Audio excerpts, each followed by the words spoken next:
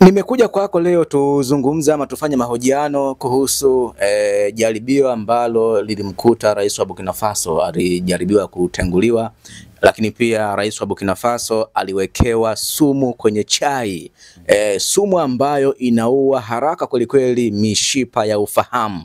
Na huyu kinachomponza ni kusimamia haki. Siku zote ukiwa unasimamia haki, watu ni wachache sana watakaokubali. Na wanaotuumiza, wanaotufanya sisi tuweze kudiscourage ni watu wetu wa karibu. Watu wetu wa karibu, mtu wa karibu kabisa. Watu wetu wa karibu. Umeona, kwa huyo ni mtu wake wa karibu ametumiliwa kwamba akamwekee sumu. Na hii inanikumbusha nchi moja inaitwa Libya. Yaliwahi kuwakuta, walikuwa na rais wao anaitwa Gaddafi. Hakuna nchi iliyokuwa na baraka na matunda mazuri, mpaka ilikuwa nafikia pahala watu wakitaka kuoa serikali inawasimamia. Mtu ukiwa una kazi unauguliwa, serikali inakusimamia. Ile neema wakaja kuichezea Waribia wenyewe. Waribia wakaichezea kwa mkono wao. Adui wa mwanamke ni mwanamke mwenzake, adui wa mwanaume ni mwanaume mwenzake, adui wa Muislamu ni Muislamu mwenzake, adui wa shekhe ni shekhe mwenzake, adui wa mchungaji ni mchungaji mwenzake, adui wa Kimtanzania ni Mtanzania mwenzake. Si umenielewa hapo?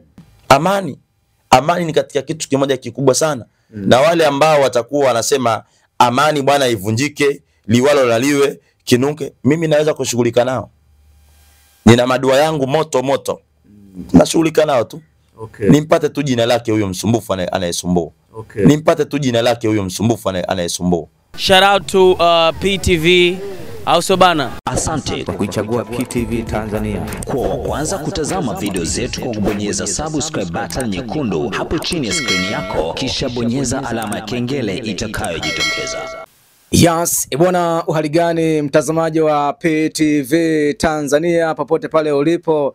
Nadhani uko salama kabisa, au sio? Na aliyoko mbele yako ni Sheikh Sharif Firdausi ambaye muda mwingi amekuwa akionyesha maajabu yake kwenye dua mbalimbali ambazo huwa anazifanya hapa Kongowe. Nadhani wakazi wa Kongowe na maeneo mbalimbali wanafahamu kabisa miujiza na maajabu ambayo huwa yanatokea kwenye dua za Sheikh Sharif Firdausi, lakini huyu tunaweza kusema kwamba ni tunu ya taifa. Alianza kufanya maajabu kwenye dua zake akiwa bado kijana mdogo kweli kweli, na bado mpaka sasa maajabu ambayo anafanya kwenye dua zake kiukweli watu wengi wanashangaa kweli kweli, na watu mbalimbali muda mwingi wanafika hapa kwa ajili ya kushiriki dua zake. Na nimefika hapa nifanye naye mahojiano kuhusu changamoto ambazo anapitia rais wa Burkina Faso ambaye ni Ibrahim Traore. Nadhani wengi mnaona kabisa namna rais huyu wa Burkina Faso anavyopitia vikwazo na changamoto mbalimbali kwenye utawala wake. Na juzi rais huyu aliwekewa sumu ambayo inasemekana kwamba sumu hiyo inaua haraka. Sasa nikaona mambo haya nifike kwa Sheikh Firdausi na yeye azungumze kuhusu rais huyo wa Burkina Faso. Sheikh Sharif, assalamu alaikum. Wa alaikum salam wa rahmatullahi wa barakatuh. Habari za huduma zako? Alhamdulillah, Mwenyezi Mungu ni mwema. Naam, na tunabudi tumshukuru kwa neema anazotujalia, na mvua zinanyesha hizi. Alhamdulillah, Mwenyezi Mungu akazijalie mvua zinazonyesha zikawe ni mvua za kheri na zilizokuwa na baraka, manake mvua inapiga kikweli kweli sana. Na karibu sana. Sawa. Nikiangalia kwenye dua zako umekuwa ni kijana ambaye unaonyesha maajabu kweli kweli, unafanya maajabu kweli kweli kwenye dua zako. Una asili gani ambazo labda zimejificha watazamaji waweze kufahamu? Allahu akbar. Kwanza Mwenyezi Mungu akujalie kila la kheri na akubarikeni kila la kheri kwa kuweza kuja. Na mnisamehe sana wakati mnakuja, mmeona ubiza ambao nilikuwa nao. Mimi kila siku ya Mungu ile endayo kwa Mungu na kuwa nafanza dua za private za mtu mmoja baada ya mmoja. Toka saa 11 niko hapa. Foleni ya watu ni kubwa mpaka ile kuzungumza hivi na media inakuwa ni mtihani. Vijana wangu wa hapa, inawezekana tukamaliza hata mwezi tusipate fursa kukaa hivi tukapanga, kwa sababu ya ubizi ni mwingi. Siri iliyokuepo katika dua ya kuwa na watu wengi, ya kuendelea kuwa na huduma japo maneno ni mengi, ni kuwa karibu na Mungu. Na jambo lile unalolifanya kwanza ukishaliamini lile unalolifanya, basi na maadamu unafanya jambo ni kwa ajili ya Mungu, basi Mungu analisimamia. Na sisi watu wa twarika huwa hatuna maneno mengi. Watu wa tarika ndio nini? Sisi watu wa tarika ni watu wa murid. Tarika kusikia watu wa tarika, bimaana sisi watu wa tarika bimaana ni watu wa Sheikh Abdul Qadir Jailani qaddasallahu sirra aziz, moja ya wali wa Mungu huyu. Kwa hiyo sisi unaposikia watu wa tarika ni watu ambao wanashikamana na sunna, wanashikamana na ibadati, aulad, dhikri, kumtaja Mwenyezi Mungu. Kwa sisi watu wa tarika huwa hatuna maneno mengi. Niko na maji yanaitwa maji ya Fathul Jasad. Fathu maana yake ni ufunguo. Unaona maji haya? Usitishike na rangi hii unayoiona. Humu kuna kitu inaitwa zafarani ya njano. Haya maji, kuna maji ya mvua, kuna maji ya umande, kuna mpaka maji ya Zamzam. Maji haya ni shifaa kwa yule anayekunywa. Shifaa unajua maana yake? Ponyo. Ni ponyo kwa yule atakayetumia. Ukiyakoga, ukamwaga kwenye biashara zako, basi inakuwa na nuru na inakuwa na baraka sana. Na mafuta yako hapa nayatoa huduma ya mafuta mpaka watu ukanyaga mafuta. Kwa hiyo tunayafanya haya kwa sababu ni sababu. Kila kitu ni sababu. Inawezekana mtu kamfanya tu dua tu mtu akaondoka. Yasini ni dua, lakini uwe na mbio. Yani God help those who help themselves. Mwenyezi Mungu anawasaidia wale wanaojisaidia. Mungu anakusaidia, amekupa maradhi, amekupa mtihani, anataka huo mtihani unauondoshaje, kupitia sababu gani? Kuna sababu ya khair na sababu ya shari. Maji na mafuta hayana uharamu wowote, na wala si katika jambo lililokatazwa katika dini. Na maji mimi nitayatoa, nitaendelea kuyatoa. Maji yangu yanaitwa maji ya Fathul Jasad. Nguvu yake haya maji ni zaidi ya maji ya upako. Nimekuja kwako leo tuzungumze ama tufanye mahojiano kuhusu jaribio ambalo lilimkuta rais wa Burkina Faso. Alijaribiwa kutenguliwa, lakini pia rais wa Burkina Faso aliwekewa sumu kwenye chai. Sumu ambayo inaua haraka kweli mishipa ya ufahamu. Natamani uzungumze kuhusu hilo kwa sababu alivyopewa tu ile chai alikabidhiwa kabisa kwenye mikono yake, lakini kuna msamaria mwema alimtonya kwa ishara kwamba mheshimiwa rais, na kuomba hiyo chai usiipeleke kabisa mdomoni kwa sababu kuna sumu imewekwa humo ndani kwenye chai, na hiyo sumu ni kali kweli na ina uwezo wa kuua haraka mishipa ya ufahamu.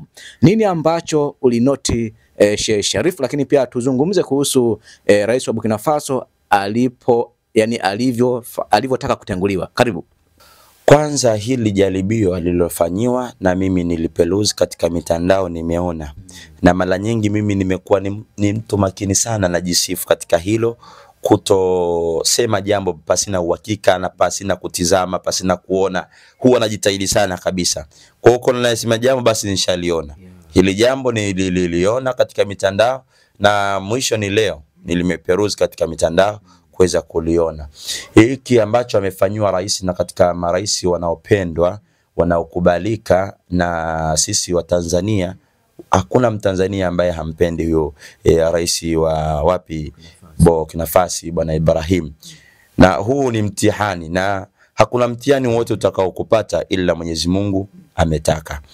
Lakini pia hakuna shari ya aina yoyote ambayo itakupata kama Mungu hajataka. Yani Mungu kama hajataka ile chai kuitaka kuinywa akapata msamalia kumtonya kwamba asitumie, tayari Mwenyezi Mungu hakutaka aweze kudhuliwa na nini? Na sumu. Na amekuwa ni rais ambaye anafanywa vitimbu vingi.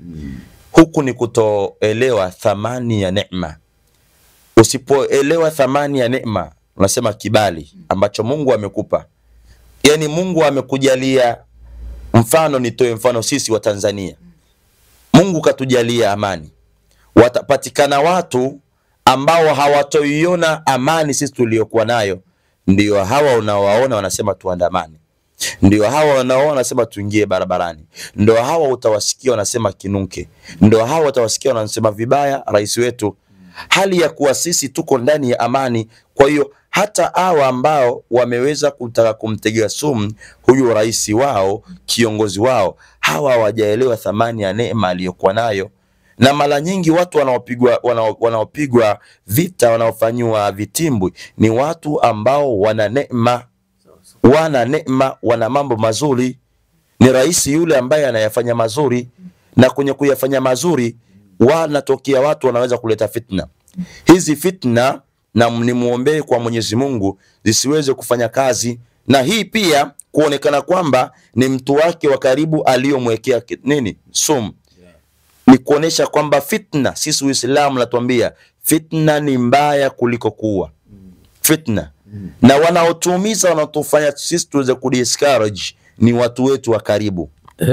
Watu wetu wa karibu, mtu wa karibu kabisa, watu wetu wa karibu. Umeona, kwa huyo ni mtu wake wa karibu ametumiwa kwamba akamwekee sumu, lakini kwa hizo Mwenyezi Mungu hakuweza kuitumia, na hao wanapambana ili waweze kumwengua. Kama sisi Daktari Mama Samia Suluhu Hassan anafanya mambo makubwa sana sana sana, japo kuna watu hawaoni anayoyafanya, na uwezi ukawa ni mzuri sana.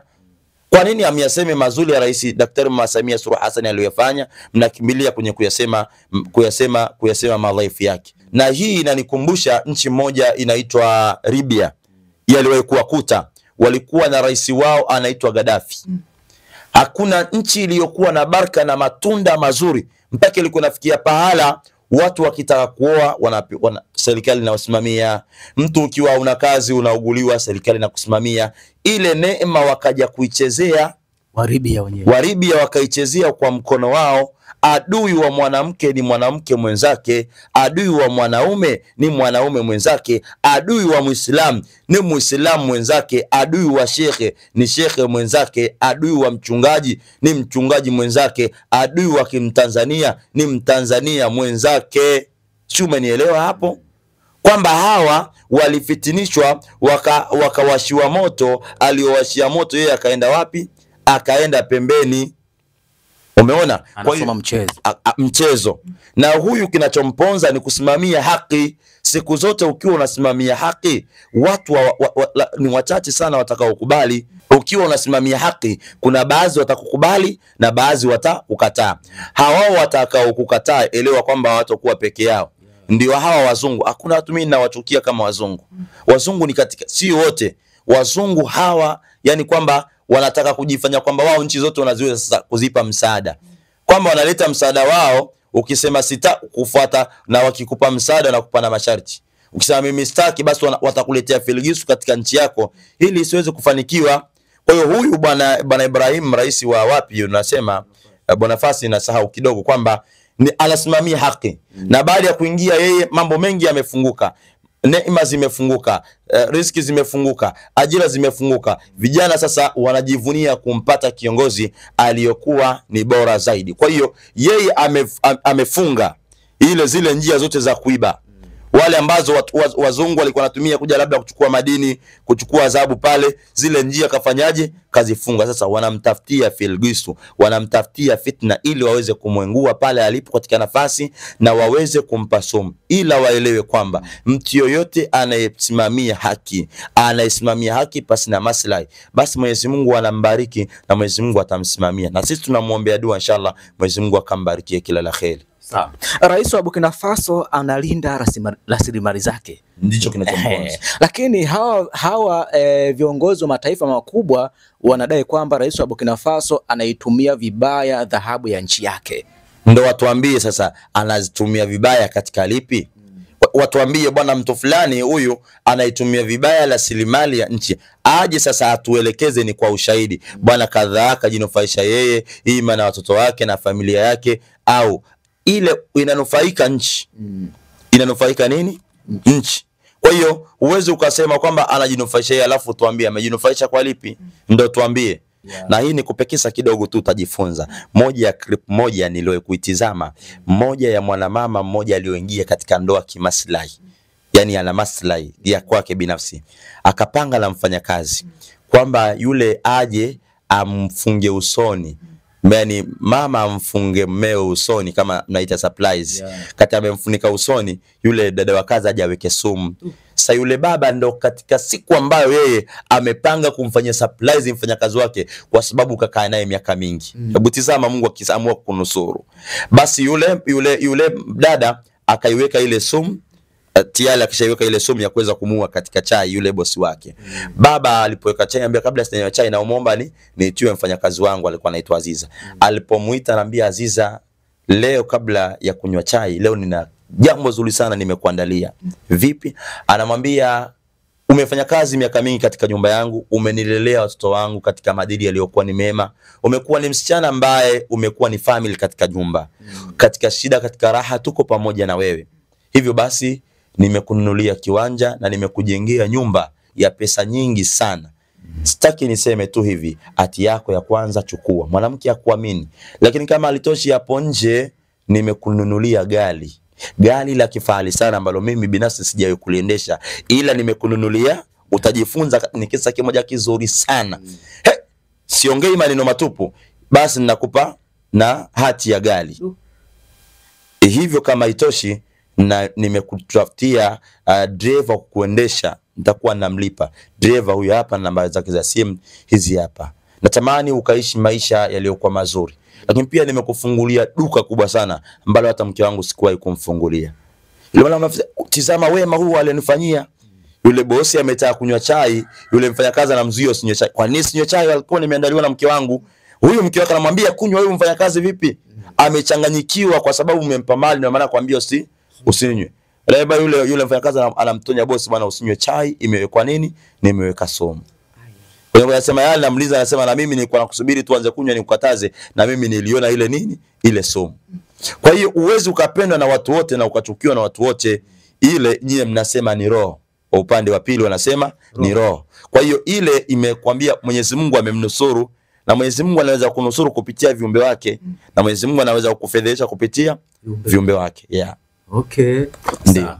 Kwa hizi changamoto ambazo rais wa Burkina Faso anapitia, unadhani zinamuathiri kiasi gani? Namna anavyowekewa sumu, anawekewa vipingamizi kibao kwenye utawala wake, kupinduliwa kama hivyo, anafanywa figisu za kupinduliwa, aachie kiti. Yeah, na ukijiona upo pahala hupitii changamoto, basi bado. Yaani ukiona uko katika nafasi fulani hupitii changamoto yote, basi wewe uko na shida. Ili usimame, ili uweze kukifanya kile unachokifanya vile ipasavyo, lazima upitie kwenye changamoto. Mfano sisi tosha, sisi tungelikuwa tunasoma comment ambazo sisi mtu ana comment. Yaani mimi binafsi hapa, yaani nilikuwa nasoma comment, nisingeliweza kufanya kazi. Ndio maana huwa sina time ya kusoma comment. Wewe Wewe bwana una ushehe wote, bwana tapeli, bwana muhuni. Lakini mtu huyo hakuwahi kusimama kusema Sharif Firdaus ukifika kwake unakunywa chai bure. Mimi kwangu ukifika Jumapili watu wote nawapa chai bure. wote. Yeah. Lakini pia hapa mimi niko na mayatima na walea na wahudumia, niko na mayatima wengi ambao mimi nawasomesha shule za kulipia kupitia pesa yangu mimi, sio kwa mfadhili. Na ile sikutaka niseme ile nimekuambia. Huyu mtu akwambia haya, bwana Sharif pale amesilimisha, mimi watu huja hapa, Sharif nataka kusilimu, na msilimisha. Nina vijana zaidi ya 100 ambao na kaa nao mimi, wana ndoa, wameoa na wahudumia. Bwana haya mazuri huyasemi, yeye husema mabaya. Yaani anakuta. Kwa hiyo just kwamba changamoto anazopitia ndo kukubalika kwenyewe. Yeah, mama yangu aliwahi kuniambia kwamba mti wenye matunda ndio unapigwa mawe. Huwezi ukawa wewe ukapigwa pasina matunda. Na ukijiona wewe unasemwa, basi umekamilika. Chizi hasemi wala chizi hachukiwi. Umenielewa? Ukijiona wewe unasemwa, basi umekamilika. Au wachukiwa, wewe umekamilika, kwa sababu chizi hachukiwi wala chizi akasilikiwi. Utamkasilikia chizi? Hauwezi kumkasilikia chizi. Kwa hiyo ukijiona wewe unalolifanya unapata uadui, just ndo kukubalika wenyewe. Mwambie tu kwamba unapokuwa na thamani ya kitu, basi elewa thamani ya kitu ulichopewa. Mliokuwa na watoto, eleweni kuna watu sisi wanakuja hapa shekhe, nawaambia bwana mimi nimeteseka, au ni mwaka wa 6 sijapata mtoto. Nimeteseka mimi sijapata ndoa. Nateseka mimi sina kazi. Kwa hiyo uliokuwa na kazi, una watoto, una kitu chochote ambacho Mungu amekujalia, basi hebu kielewe na ukifahamu. Hata sisi naendelea tena kusema, nchi yetu ya Tanzania sisi tuko ndani ya nini? Amani. Hii amani tunaweza tukaipoteza ndani ya siku moja, tukaja kuipata ndani ya miaka milioni 1. Na moja wasemaji husema ni bora ule ugali na tembele katika amani kuliko kula biriani na kuku kwenye vita. Vita vikiwepo huwezi kwenda skuli, na wewe umekuja hapa ni kwa sababu ya amani. Na sisi tunaposema swala la amani si kana kwamba ni machawa. Manake leo imeonekana kwamba mtu ukiwa unasema masuala ya amani, Mungu ajalie amani hivi, watu wanahisi kwamba sisi tunataka chochote. Hili nalisema na nitaendelea kulisema pasina kumsikiliza mtu yote. Na mimi nimenyoka. na mimi ni mtu wa twarika. Sisi hatuna maneno mengi, sisi ni watu wa vitendo. Kwa hiyo inawezekana ukaona kwamba tunasemea amani kuna kitu tunakilenga, tunakitaka. Hapana. Mimi katika watu ambao wanaguswa na kuumia na amani ni mimi. Unajua kwa nini? Unalifahamu kwa nini? Mimi naitetea sana amani kwa sababu kwanza huduma yangu inategemewa na watu. Mikusanyiko ya watu. Haya vita vikiwepo mimi nitawakusanya watu. Ya Allah, utaipiga ya Allah vipi? Huwezi. Kwa hiyo mimi natetea kile kitu ambacho kina umuhimu kwangu, kina umuhimu kwetu. Amani ni katika kitu kimoja kikubwa sana. Na wale ambao watakuwa wanasema amani bwana ivunjike, liwalo laliwe, kinuke, mimi naweza kushughulika nao. Nina madua yangu moto. Nashughulika nao tu. Okay. Nimpate tu jina lake huyo msumbufu anayesumbua. This is Wayvani V, Vanny Boy. Shout out to PTV also bana. Asante Kwa kuichagua PTV Tanzania. kwa wa kwanza kutazama video zetu kwa kubonyeza subscribe button nyekundu hapo chini ya screen yako, kisha bonyeza alama ya kengele itakayojitokeza.